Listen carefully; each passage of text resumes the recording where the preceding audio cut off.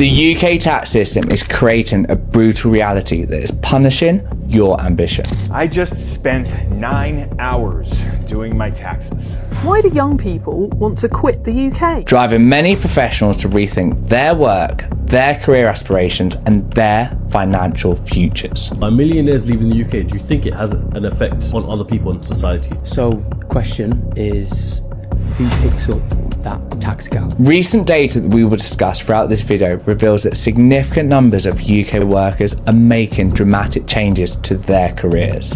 Cutting working hours, refusing promotions, and even leaving the country. Why are Brits leaving the UK? Tax is incredibly high. People are sick of losing loads of their hard-earned money to tax. All because of a hidden tax trap that can devour up to 77% of your earnings.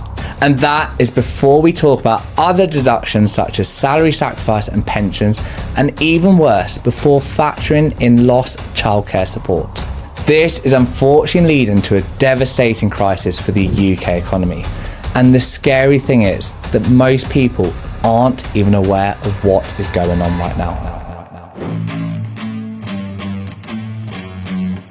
With tax thresholds frozen until at least 2028-2029, fiscal drag is pulling millions of more workers into higher tax bands, thus creating a system where success is penalised and ambition is constrained. The Office of Budget Responsibility projects that frozen income tax thresholds will generate over £38 billion annually by 2029, representing a massive stealth tax on middle and upper middle earners. Since 2021, 6 million more people now pay income tax, with 7.1 million workers dragged into higher rate tax bands, an increase of 2.6 million. And by 2028, approximately 1.3 million people will be caught in the £100,000 tax trap. This phenomenon has given rise to what economists call HEMRIs, high earners, not rich yet. These professionals, typically earning over £100,000 annually, find themselves caught in a peculiar trap, where their substantial incomes don't translate into wealth accumulation due to punitive tax structures, even though they're in the top 4% of UK earners, leading to the papers often publishing headlines such as these.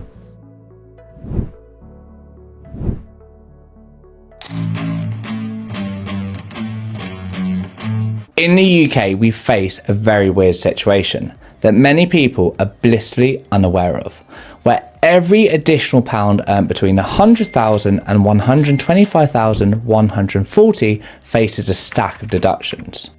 Once someone earns more than £100,000, they begin to lose their tax-free personal allowance of £12,570.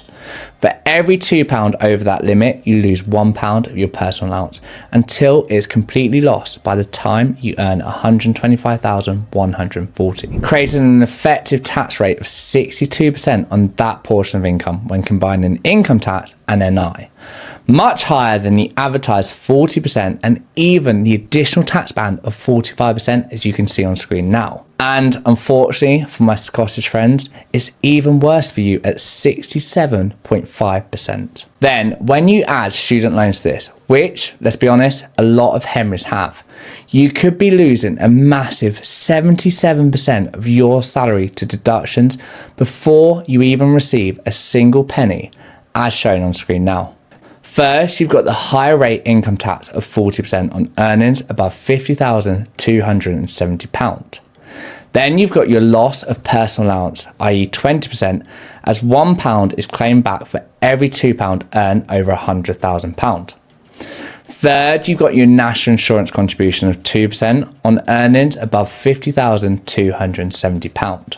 Then say if you have any student loans, they can be as follows. Let's say you're on plan 2 of the undergraduate student loan repayment, which is 9% above £28,470. And then you have a postgraduate loan repayment of 6% above £21,000. Here, every £1 earned in that band leaves you with a mere 23 pence.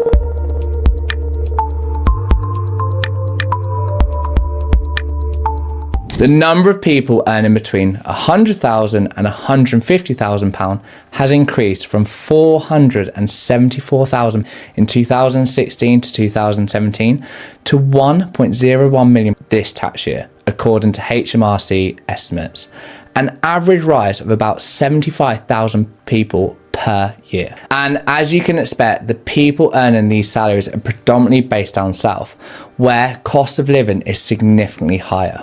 Research from Killick shows that 87% of Henrys have children whom they support financially, while 58% support their partners, and some 31% even help their parents financially, with 12% even supporting younger extended family members such as nephews and nieces. Unfortunately, this situation is compounded for young families. In the UK, there are 3 key child support payments that parents can get. First, you got tax-free childcare. Second, you got the 3 hours childcare scheme. And third, you got child benefit. And while most working couples can claim all 3, higher earners often get no or limited help. Once one parent earns more than £100,000 a year in adjusted net income, families are no longer eligible for tax-free childcare, which tops up every £8 paid into a government account by £2 and can be used to pay for nursery fees. The benefit is worth up to £2,000 a year per child, so it's a lot to lose if you lose this. They also can't use the 15 free hours a week of childcare funding for working parents that is available for children from 9 months old.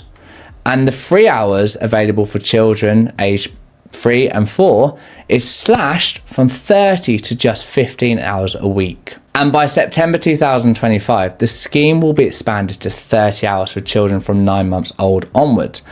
But those earning more than £100,000 will still be ineligible. In addition to this, child benefit worth £25.60p for the first child and £16.95p for each child after is withdrawn gradually if one parent has an adjusted net income of more than £60,000 a year, and you lose it all entirely from £80,000 onwards. Now, a cautionary note, if your salary exceeds this and you haven't opted out of receiving child benefit, you have to pay it back using a tax return or face fines. So please be very careful of this.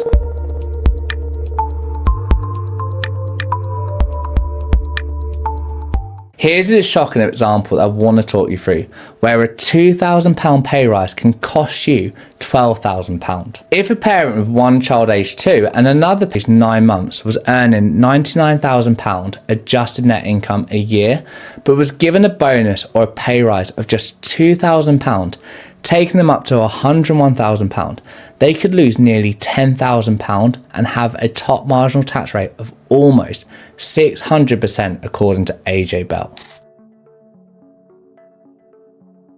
Now, let that sink in a minute. A marginal tax rate of 600%. That is utter madness. This is based on them losing the £400 of personal allowance, £4,000 of tax-free childcare, £3,285 for the loss of 15 free childcare hours for the 2-year-old, and another £3,444 for the 9-month-old, plus an extra £800 in income tax, as you can see in this chart. This means a £2,000 pay rise ends up costing the parent £11,940. What's absolutely astonishing here is how much their salary would need to increase by to get to the same post-tax income as the value of childcare support that they had before their adjusted net income was tipped over the £100,000 mark. This would need to increase to a shocking £126,624 before they got back the same disposable income as when they were earning £99,000. This puts parents in a ridiculous place where they're effectively worse off earning between £100,000 and £127,000, creating impossible choices for ambitious professional young families. Next, we also face another very serious issue, where this tax burden is driving unprecedented exodus of talent. Research suggests that the UK will lose 16,500 millionaires in 2025, more than any other country on record. This represents not just ultra high earners, but also includes many Henrys who see better opportunities elsewhere. Countries like the UAE, Portugal and Italy actively court these professionals with favourable tax regimes, whilst the UK system increasingly punishes aspiration. The tax system also creates perverse incentives, where highly skilled professionals deliberately limit their economic contribution. HMRC data suggests that higher earners are capping their income to avoid the cliff edge. Analysis of the latest figures from the 2021-2022 tax year shows that there were around 31,000 people earning £98,000 a year, and about 31,000 people earning £100,000 a year.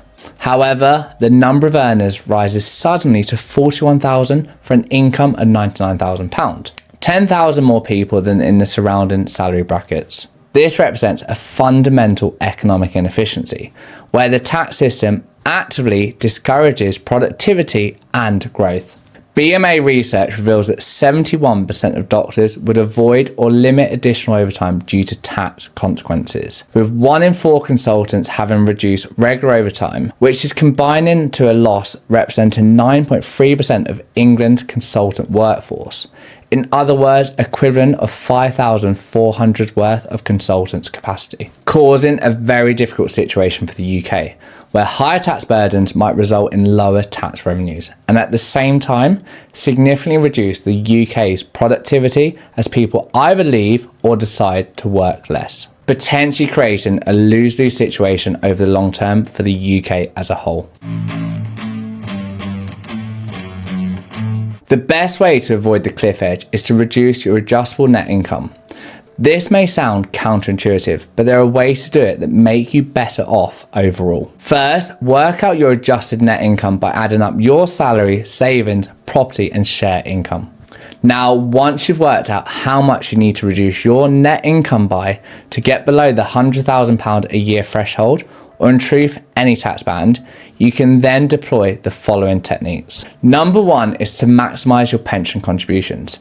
Every £1 contributed through salary sacrifice reduces your taxable income pound for pound, avoiding up to the marginal deductions whilst providing tax-free growth. The annual allowance for doing this is £60,000 for most people, and you can either do this for your work scheme or through a SIP. One thing to be particularly careful of is your bonuses, and make sure you plan for these.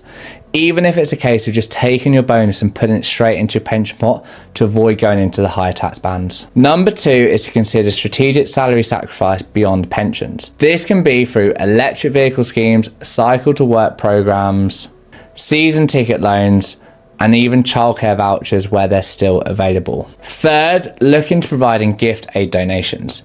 Charitable donations extend the basic rate tax band, effectively reducing your taxable income. Fourth is to time your income strategically for self-employed professionals and bonus recipients. Spread your income across tax years when possible. Defer bonuses to avoid cliff edges. And finally, accelerate expenses to reduce taxable profits in high income years. 5 is to maximise your tax reinvestment. ISA contributions allow you to have £20,000 annually across stocks and shares and cash ISAs. Premium bonds enable you to have up to £50,000 stored with tax-free prizes. And VCTs and EISs provide additional tax relief for higher rate taxpayers. And number 6 is to try and leverage geographic arbitrage where you can. With remote work becoming more normalised, many professionals are relocating to lower cost areas whilst maintaining high London salaries, effectively increasing their real income without triggering higher tax bands. To this point, I actually have quite a few friends living in Scotland but working remote on very high London salaries.